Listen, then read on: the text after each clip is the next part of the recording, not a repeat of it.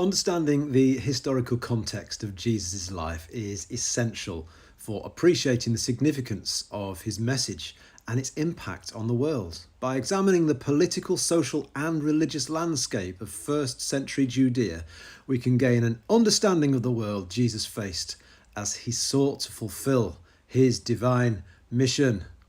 So let's start by thinking about the Jewish people and their land. In Old Testament history, the Jewish people, descendants of Abraham, Isaac, and Jacob in the Old Testament, have a historical and spiritual connection to the land of Israel. The Old Testament teaches that God selected them as his chosen people and pledged to them the land of Canaan, now called Israel, or subsequently called Israel. Sometime after the Jewish people had settled in Canaan, King David, purportedly the greatest king Israel ever had, established Jerusalem as the capital of the kingdom. His son Solomon constructed the first temple in Jerusalem. But some years later, the kingdom split into the kingdom of Israel in the north and then the kingdom of Judah in the south. 586 BC, the Babylonian Empire, very roughly modern day Iraq, but bigger, conquered Judah, that's the southern kingdom of what was it Israel, but got split into two, with Israel in the north and Judah at the bottom. Well, Babylon conquered Judah and destroyed the temple, that temple that Solomon built, that David, his son, his father, had a vision for. Numerous Jews were exiled into Babylon, and this period of exile profoundly shaped Jewish identity and religious practice, because what emerged was a need for worship with no temple. So the synagogue as a place to gather to worship became a new idea. It actually was a central place of worship in Babylon, because although they were exiled in Babylon, they were allowed to build their own homes, marry and have children and worship in their own way. So the Torah, the first 5 books of the Hebrew Bible, also gained real significance during this exile period. Many of the Old Testament books were also written about this time, or even written during this time. Now we move on to think about Persian and Greek rule. The Persian Empire, under the leadership of Cyrus the Great, conquered Babylon in October 539 BC. The Jews were then permitted to return to Judah after this exile and reconstruct the temple. Under Persian rule, the Jews enjoyed relative autonomy. Between 336 and 323 BC, the Greek king Alexander the Great conquered much of the known world, including Persia, Egypt, and parts of India. The Greek Empire brought new challenges for the Jewish people. King Antiochus IV endeavoured to Hellenize, that means to impose Greek culture and religion on the Jewish people. Now, they're not going to like this, because Greek culture and religion is nothing like the way the Jews have worshipped God according to the Torah. So we've got a Greek ruler, Antiochus, we've got a Greek ruler, Alexander the Great, who's really working hard to impose Greek culture on everybody, his whole empire. So this instigated a rebellion, a revolt under a man called Judah the Maccabee. It's called the Maccabean Revolt, which resulted in Jewish independence, just for a brief period of time though. So what happened next was the Romans occupied. So we've got these different empires and kings and rulers rising up and falling throughout the history of Israel. We've got just a quick midpoint summary. We've got Israel as the promised land for Abraham and his descendants. Israel splits into two: Israel in the north, Judah in the south. Judah gets invaded, and different rulers come and go which occupy this land. It's always been a contested piece parcel of land. And so we've done the Babylonians, and we've talked about the Persians, we've talked about the Greeks, and now we come to the Roman Empire. So the Roman Empire ultimately conquered Judea, subjugating it to Roman rule. And this period of Roman occupation is pivotal for understanding the historical context of Jesus' life and ministry. And it was the Roman governor Pontius Pilate who played a significant role in the events preceding Jesus' crucifixion. So let's think about the Romans. The Roman Empire was vast and powerful. It exerted significant influence over the Mediterranean world, having a profound impact on Jewish life, culture, and religion. The Romans imposed taxes, enforced laws, and controlled trade routes. So this Roman presence shaped the political, economic, and social landscape of Judea, influencing the lives of ordinary people, including Jesus and his followers. So some key Roman figures in Jesus' time. First of all, Caesar Augustus, the Roman emperor at the time of Jesus' birth. And we read about him in the birth narratives. His census decree led Joseph and Mary to Bethlehem. Then we've got Herod the Great, the king of Judea at the time of Jesus' birth. He ordered the killing of all the male infants in Bethlehem in an attempt to kill the infant Jesus, feeling threatened by this news of a newborn king. And then we have Herod Antipas. Now he's the son of Herod the Great, who ruled Galilee during Jesus' ministry. He beheaded John the Baptist. Pontius Pilate, the Roman prefect. We'll explain what a prefect is in Roman terms in a few moments. So Pontius Pilate, the Roman prefect of Judea during Jesus' ministry and crucifixion. He was responsible for maintaining order and enforcing Roman law in the province. So what was a prefect? Judea was governed by the Romans through a prefect. The prefect lived in Caesarea, and generally didn't interfere with the daily lives of the Jewish people. Day-to-day governance of towns and villages was largely handled by local Jewish authorities, but the Roman prefect and his troops would visit Jerusalem, especially during major Jewish festivals, because these periods were known to be potentially volatile, and it was the prefect who held the ultimate authority to impose the death penalty. So Jewish festivals in Jerusalem, you've got all the Jews coming from the whole nation to celebrate a festival. It's the most likely time there's going to be a riot where the Jews gang together. Well, generally speaking, we are overshadowed by Roman rule, and Jerusalem is governed by the high priest and the Sanhedrin, the Jewish religious council, along with elders. And the high priest was the most revered and influential figure in first century Judea. And this position carried immense religious and political significance. As a spiritual leader of the Jewish people, the high priest was responsible for overseeing temple rituals and sacrifices. He was the only person permitted to enter the Holy of Holies, the most sacred part of the temple, once a year on Yom Kippur, the Day of Atonement. Beyond his religious duties, the high priest also held considerable political power. In the absence of a Jewish king, he represented the Jewish people to the Roman authorities. He's often involved in negotiations with Roman officials and played a crucial role in maintaining peace and stability in Judea. His decisions and actions could have far-reaching consequences for the Jewish community. The high priest's position was often subject to political manipulation or intrigue.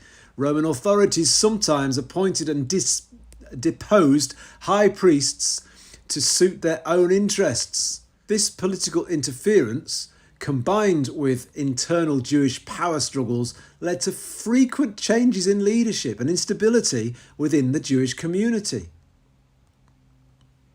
The Sanhedrin. The Sanhedrin was the supreme council or court of the Jewish people in Jerusalem. It's got 71 members, primarily priests, scribes and elders. The high priest, the most important religious figure in Judea, presided over the Sanhedrin. This powerful body held the authority to interpret Jewish law, make legal rulings and disputes. It was the highest judicial body in Jewish society, with the power to try cases of significant religious and civil importance. While the Sanhedrin possessed considerable authority, its power was limited by the Roman occupation.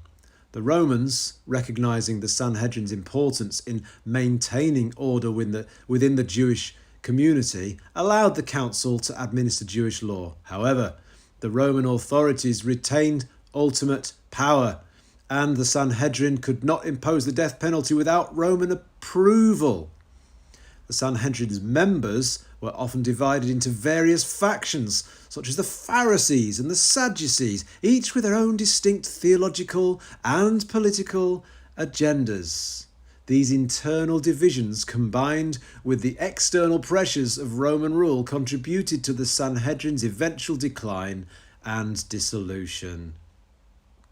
Well, the term elders refers to a group of individual leaders within Jewish society during the time of Jesus, and Josephus, a first century Jewish historian, identifies them as the leaders of the people. Their origins can be traced back to the Babylonian exile, that period when the Jewish people were forcibly relocated to Babylon.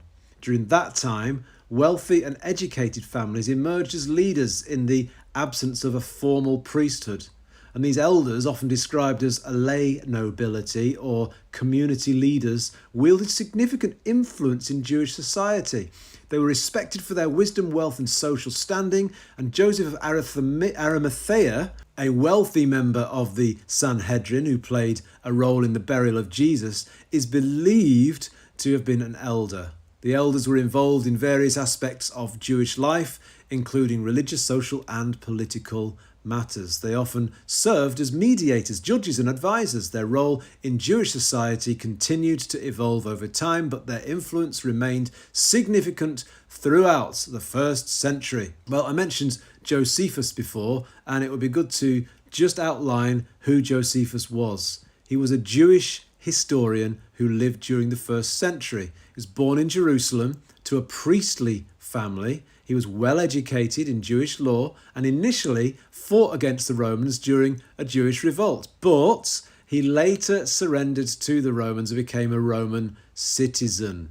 Now, Josephus wrote two major works: The Jewish War, a historical account of the Jewish-Roman War, which was from 66 to 70, and Jewish Antiquities, a complete comprehensive history of the Jewish people written for Roman audience. And in his writings, Josephus refers to four groups, four sects or philosophies among the Jews. He talks about Pharisees, Sadducees, Zealots and Essenes. So let's break that down into those four sections now. The Pharisees. The Pharisees were a prominent Jewish sect known for their strict adherence to the Torah and their emphasis on oral law. That's passing down the law by word of mouth and memorizing it. The name Pharisee is derived from the Aramaic word perisha, meaning separated one. While the exact reason for their separation remains unclear, it's likely that they sought to be separated. They wanted to distinguish themselves from both the Hellenistic culture, the Greek culture that was spreading throughout the region, and the perceived corruption within the priestly establishment. Emerging during the Hellenistic period, the Pharisees aimed to preserve Jewish identity and tradition in the face of cultural assimilation. That's the way Jews and Greeks' society is becoming assimilated, combined. They wanted to be separated. They wanted to be holy and different. They were primarily lay scholars. So the lay people are people who are not priests. So lay scholars and scribes, highly respected by the common people and influential within the synagogues. Their emphasis on the oral law, or halakha, allowed them to interpret and apply the written Torah to contemporary life, ensuring its relevance and practicality. The Pharisees believed in a wide range of theological concepts, including the afterlife, angels, demons, and divine providence, God providing. They also developed intricate systems of ritual purity and dietary laws. While the Pharisees were influential in religious matters, they generally avoided direct involvement in political affairs. Their focus was on maintaining the purity of religious law and promoting a pious lifestyle. However, their strict adherence to tradition and their resistance to Hellenistic influence often brought them into conflict with other Jewish groups, particularly the Sadducees. Well, the Sadducees, and remember the Sanhedrin, the council, are made up of partly Pharisees, partly Sadducees, and they don't agree on everything. So the council isn't always going to agree on everything. It's not a harmonious situation. And then you've also got the pressure of the Romans. It's a volatile and pressured time to live in Israel, as it has been for many, many times of history. So anyway, the Sadducees, the exact origins of Sadducees remain somewhat unclear, but the theory suggests, one theory suggests that they were named after Zadokite, a priesthood, a lineage of priests who came from a guy called Zadok, a high priest during the reign of King David. Another possibility is that the name derived from the Hebrew word Sadik, which means righteous. Well, anyway, the Sadducees, wherever their name came from, emerged around the same time as the Pharisees, and they shared a similar goal of preserving the Jewish faith. But their approach was different. They, unlike the Pharisees, who emphasized the importance of oral law and tradition, the Sadducees focused solely on the written Torah. They rejected beliefs in the afterlife, the resurrection of the dead, and the existence of angels and demons. So not as supernatural, spiritual minded, less otherworldly focused, and more focused on the law, the written law, the code of the written law, and living it out in today's world. In essence, the Sadducees represented a more conservative and literal interpretation of Jewish law. So the Pharisees, with their oral tradition, will add to the oral tradition with words, with spoken words, and talk about and interpret the law, whereas the Sadducees want to take it literally. And remember, they don't believe in the afterlife, angels or demons, and that comes up later on in the Gospels. The Sadducees were a relatively small group, mostly comprised of wealthy and aristocratic families, as well as members of the priestly class. Their influence, however, was considerable because they had money. Many high priests and members of the Sanhedrin, the Jewish Supreme Court, were Sadducees. This political power, combined with their control over the temple and its rituals, allowed them to shape religious and social life in Judea. Despite their influence, the Sadducees ultimately declined in power and prestige. The destruction of the Second Temple in 70 CE, which was a devastating event for the Jewish people, marked the end of their dominance. The Pharisees, with their more flexible interpretation of the law and their emphasis on individual piety, emerged as the dominant force in Judaism following the temple's destruction. Now Josephus tells us about the Zealots. The Zealots were a radical Jewish sect that emerged during the 1st century. They were known for their fervent nationalism and their unwavering commitment to Jewish independence from the Roman rule. The name zealot is derived from the word meaning zealous ones. To have zeal means to have extreme or intense passion for a cause. The Zealots' origins can be traced back to the early years of the Roman occupation of Judea, led by figures like Judas of Galilee. They initiated rebellions against Roman authority, advocating for the restoration of Jewish independence and the establishment of a theocracy. So if you think about democracy that we have, theocracy means God, theo means God, and a theocracy means it's a government where God is at the centre or at the top of the chain. Their ideology was closely aligned with the Pharisees, sharing a similar commitment to the Torah and Jewish law. However, the Zealots were more militant and uncompromising in their pursuit of independence. They didn't mind rolling their sleeves up and getting bloody in a fight to fight for Jewish independence. They were often characterized as freedom fighters or guerrilla, that's G-U-E, guerrilla, that means terrorist warriors. They employed tactics of guerrilla warfare, including ambushes, raids, assassinations, in order to resist Roman rule. Their most famous act of defiance was the siege of Masada, a fortress in the Judean desert. A group of zealot rebels facing imminent defeat chose to commit mass suicide rather than surrender to the Romans. And this act of defiance has become a symbol of Jewish heroism and resistance.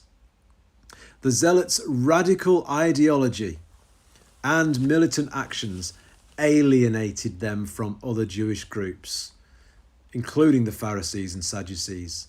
So although I've said that the Zealots were ideologically similar to the Pharisees did not want to associate with their rough and ready behaviour, their violent behaviour. These groups, while sharing some of the Zealots' concerns about Roman occupation, preferred a more moderate approach. The Zealots' uncompromising stance and their willingness to resort to violence ultimately led to their downfall. The destruction of Jerusalem by the Romans in 70 CE marked the end of the Zealot movement.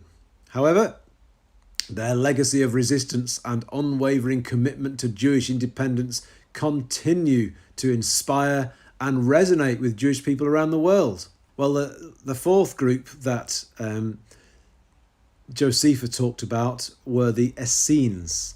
They are a distinct group of Jewish people that emerged in the 2nd century before Christ, BCE as we call it now, often referred to as the pious ones. They lived a communal lifestyle, often isolated in settlements near the Dead Sea. Josephus, that 1st century Jewish historian, considered them a significant group, numbering approximately 4,000 members. While the Essenes shared some of the beliefs with other Jewish groups, their unique communal lifestyle and strict adherence to ritual purity set them apart. The discovery of the Dead Sea Scrolls at Qumran, a site believed to have been an Essene community, has provided invaluable insights into their beliefs and practices. The Essenes led a monastic-like lifestyle, characterized by celibacy, communal living, and rigorous ritual purity. They believed in a strict interpretation of Jewish law and sought to live a life of spiritual perfection. Their community was believed to have been founded by a charismatic leader known as the Teacher of Righteousness, who was seen as a prophet and spiritual guide. The Essenes viewed themselves as the sons of light, destined to wage a cosmic battle against the forces of darkness. Now, these Dead Sea Scrolls that have been found that we think are associated with the Essenes contain a wealth of religious texts, including commentaries on the Hebrew Bible, apocalyptic writings, and liturgical hymns. These texts reveal the Essenes' distinctive beliefs and practices. They anticipated the coming of a Messiah, a priestly figure who would restore the true worship of God and usher in a new age of righteousness. The Essenes, their apocalyptic worldview was shaped by their belief in an impending cosmic conflict between good and evil. There are others to think about. Let's talk about the Samaritans. The Samaritans were an ethno-religious group inhabiting the region of Samaria. They traced their lineage to the Israelites, so that makes them ethnic and religious. That's why I said ethno-religious. They traced their origins to the Israelites, who remained in the region after an Assyrian invasion of the northern kingdom of Israel. Remember, I mentioned early on in the video that Israel was split into two, Israel in the north, Judah in the south, and the northern kingdom. In the 8th century, Assyria invades, and unlike the Jews of Judea, the Samaritans intermarried with the Assyrian colonists who were resettled in the region. And this intermarriage led to significant cultural and religious differences between the Samaritans and the Judeans. The Samaritans did not recognize the authority of the temple in Jerusalem, believing that Mount Gerizim, located in Samaria, was the true holy site designated by God. They adhered strictly to the written Torah, so they're very Jewish religiously, rejecting the oral law and the traditions developed by the Pharisees. The Samaritans' distinct religious practices and their rejection of Jerusalem's temple led to real animosity and conflict with the Judeans and all of the Jews. So you can imagine when Jesus teaches a story about a good Samaritan, that will ruffle a few feathers. Both the Pharisees and the Sadducees, the two dominant Jewish sects of the time, viewed the Samaritans with disdain and considered them to be impure and unworthy. They were thought of as to be in line with dogs by some people. The ordinary people. What about the ordinary people? Well, for the vast majority of Jewish people during the first century, religious life revolved around the synagogue and the temple in Jerusalem, particularly during major festivals. For those who could not easily reach Jerusalem for regular worship, local places of worship were set up and called synagogues. The synagogue served as the heart of Jewish communal life. It was a place of worship, study, and social gathering. Weekly services typically involved prayers, the recitation of the Shema, which is a central Jewish prayer affirming God's unity. Shema means hear, O Israel, and that's the beginning of the prayer. It goes, hear, O Israel, the Lord your God is one. And then it talks about loving God with all of your heart, mind, soul, and strength. So that's the Shema. So they will recite that in Hebrew. And reading and discussing the Torah and the prophets. A sermon or drash was often delivered by a learned individual, interpreting the sacred texts and applying them to contemporary issues. Well, the temple in Jerusalem was the spiritual centre of Jerusalem. 3 major pilgrimage festivals took place: Passover, Shavuot, and Sukkot, and they drew Jews from all over the Roman Empire to Jerusalem. During these festivals, pilgrims would offer sacrifices, participate in communal prayers, and immerse themselves in a festive atmosphere. So daily life for an ordinary Jew was governed by a complex system of religious laws, or halakha. These laws covered a wide range of activities, from dietary restrictions and Sabbath observance to ritual purity and prayer. And following all these laws was considered essential for maintaining religious and righteous and holy life. Well, the temple also played a crucial role in the religious life of ordinary Jewish people. It was the site of daily sacrifices, and it housed the Holy of Holies, the most sacred place, the place where only, I mentioned, the high priest could go in, and only once a year on Yom Kippur, the Jewish New Year, and that was to offer sacrifices for the sins of all of the people for the year. So that was the Holy of Holies, where and in the Holy of Holies, the Ark of the Covenant was believed to be kept. The temple's destruction by the Romans in 70 CE was a massive turning point. And I've mentioned that twice already in Jewish history, as it deprived the Jewish people of their central place of worship. The impact of Hellenism on Jewish life and beliefs in Greek culture, with its emphasis on philosophy, art and literature, spread throughout the vast Roman Empire. Some Jewish people, particularly those living in urban centres, were drawn to Hellenistic culture. They recognised that adopting certain aspects of Greek culture could provide social and economic advantages. These Jews, known as Hellenists, were often attracted to Greek philosophy and thought it could be compatible with their Jewish faith. However, many ordinary Jews resisted Hellenization, viewing it as a threat to their traditional way of life and their religious beliefs. They were concerned that the adoption of Greek customs and values would undermine their Jewish identity.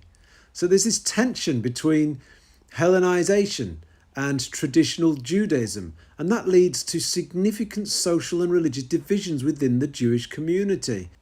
And two significant Greek schools of thought which were influential amongst those Jews who were becoming more Hellenized were, number one, Platonism. And Platonism is a philosophical system put forward by Plato, that there's the existence of two realms. And see if you think this is compatible with Jewish religious thinking.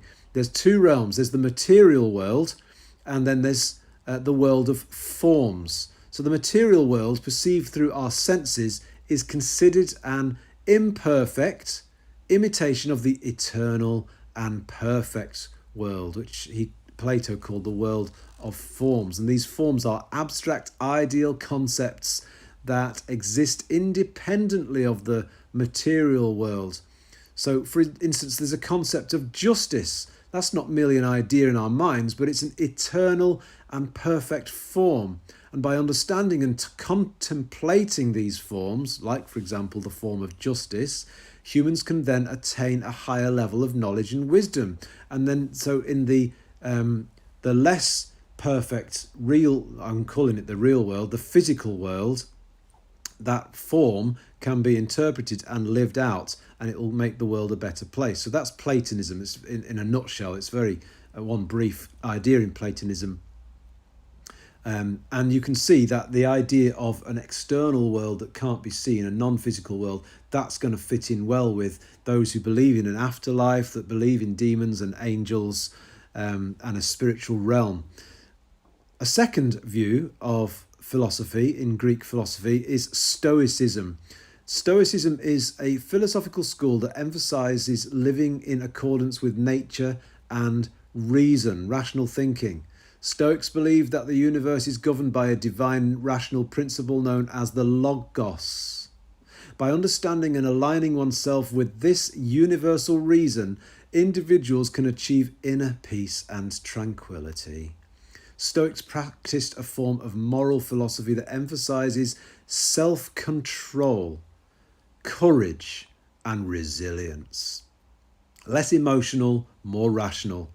They believe that external events such as pleasure, pain, or misfortune are beyond our control.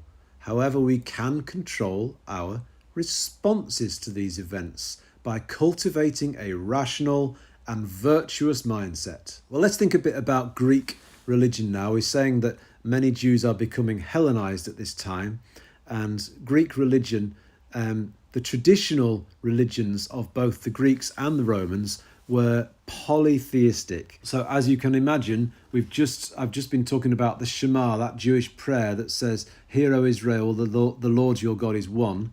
That means there's only one God.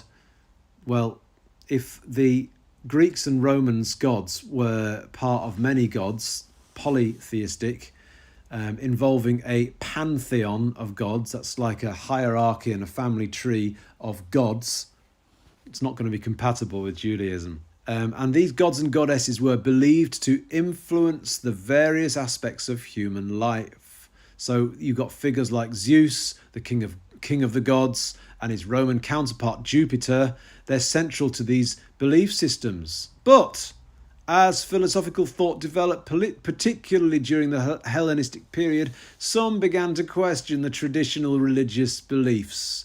The rise of philosophical schools like Stoicism and Epicureanism, which offered rational explanations for natural phenomena and human behaviour, challenged the traditional understanding of the gods. So just that note on Epicureanism, we're challenging the gods' ideas, and we're offering natural explanations. We often talk in this century about the impact of the Enlightenment, where religion took a second place in some people's minds as science and industry took first place, because people became more rational. Well, Epicureanism, way before that, had a similar effect on some Greek people, and any Hellenized ideas about gods being the reason, like the reason there's storms, the reason certain things happen in the world, putting it down to gods, behaviour, the behaviour of gods, plural,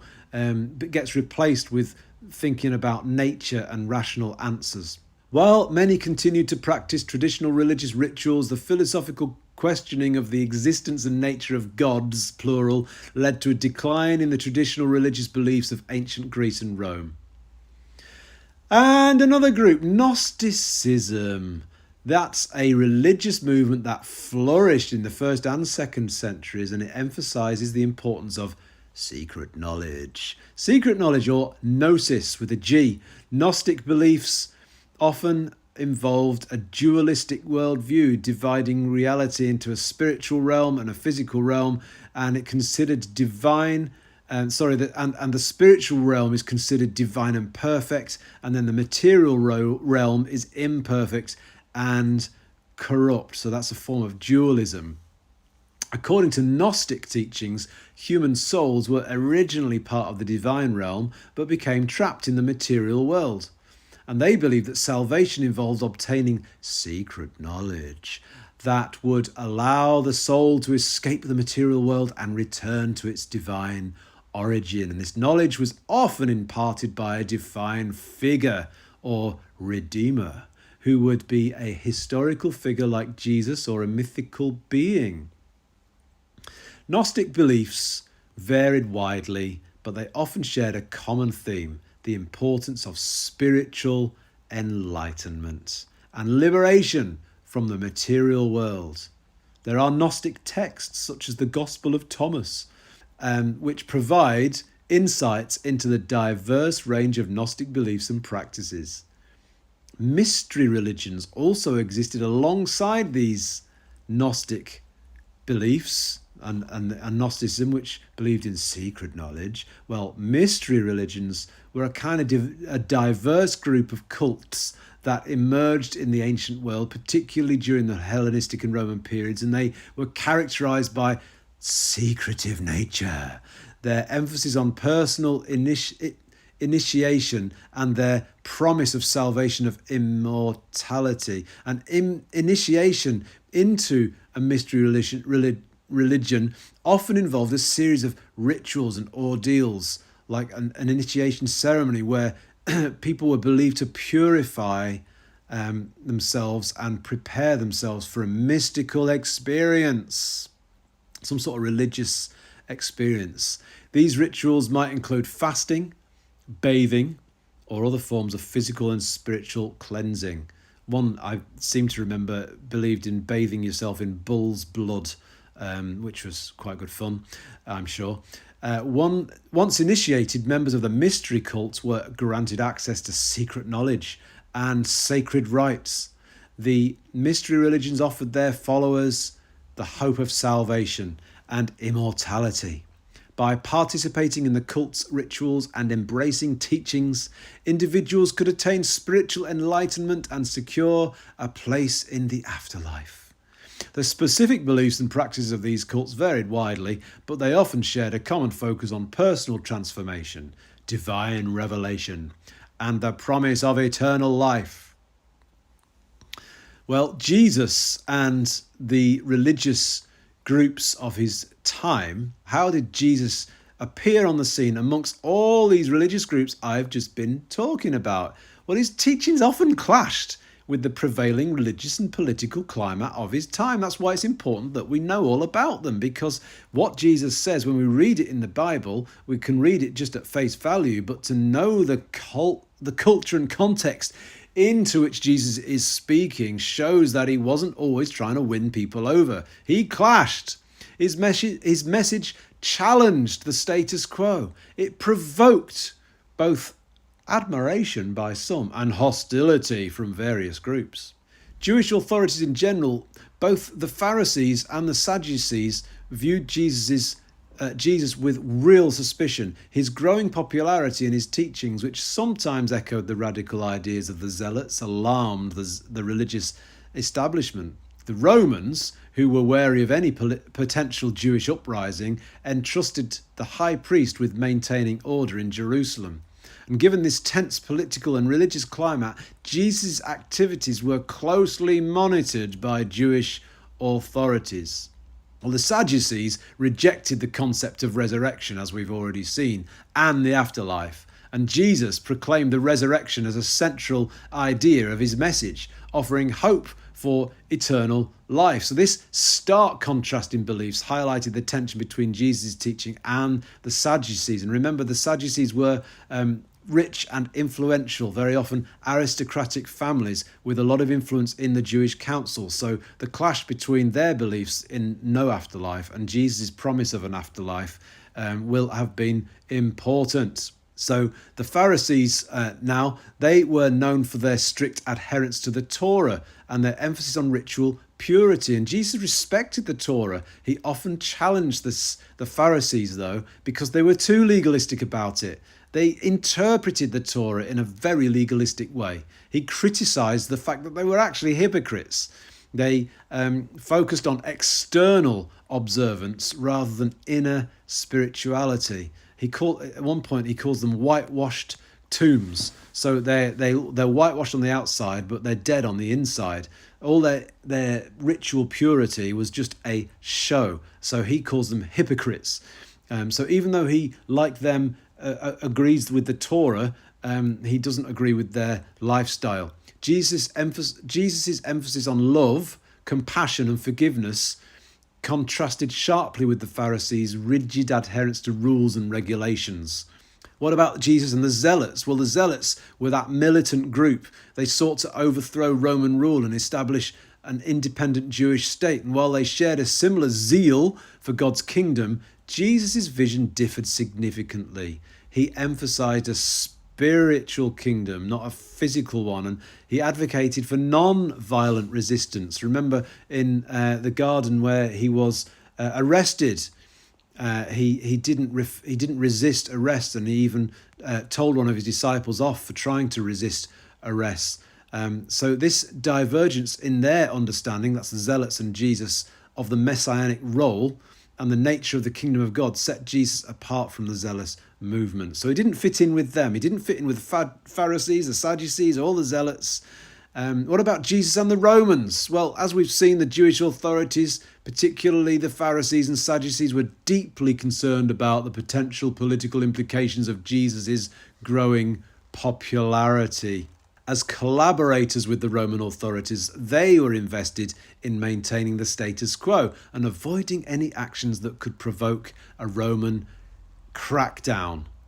So what they're worried about, the Jews are worried that if Jesus gets too popular, the Romans will get worried and they'll crack down on Jewish practices even more. Jesus is going to cause trouble for the Jews by causing the Romans to crack down on their behavior. So Jesus' messages include things like a coming kingdom, a future kingdom. While often spiritual in nature, they resonated with some as a potential harbinger of political liberation. The Roman occupation of Judea, marked by heavy taxation, military presence, and periodic uprisings, created a tense atmosphere. The annual pilgrimage festivals in Jerusalem, where tensions often flared, further heightened the political climate. Jesus' Galilean origins from a region called Galilee, a region with a history of messianic movements and rebellions, added to the perception of him as a potential threat to Roman rule. So the Roman authorities, wary of any disturbances that could destabilize the region, were quick to suppress any signs of rebellion. The crucifixion of Jesus, a uniquely Roman form of execution, demonstrates the extent to which the Roman authorities were willing to use force to maintain order. In the absence of Roman rule, it's possible that Jesus' fate may have been different, as crucifixion was not a common form of punishment amongst the Jews. In fact, the Jews didn't have crucifixion in their law. So it's important to understand the first century context. The New Testament writers were not writing a historical biography of Jesus in the modern sense. Their primary goal was to convey the theological significance of Jesus' life, death, and resurrection. They selectively chose stories, sayings, and events that highlighted Jesus' identity as the Messiah and fulfillment of God's promises. These writings, therefore, are theological interpretations of historical events. So when we study the historical and cultural context of the New Testament, we can better appreciate the nuances of the biblical texts. One example is understanding the political tensions between the Jews and the Roman Empire helps us to comprehend the significance of Jesus' teachings on non-violence and love of enemies. Similarly, familiarity with the various Jewish sects such as the Pharisees, Sadducees and Essenes sheds light on the debates and controversies that surround Jesus' ministry. So we see that understanding all of these things, the context into which Jesus steps onto the political, geographical and religious and sociological scene helps us to fully understand what is going on in these Gospels.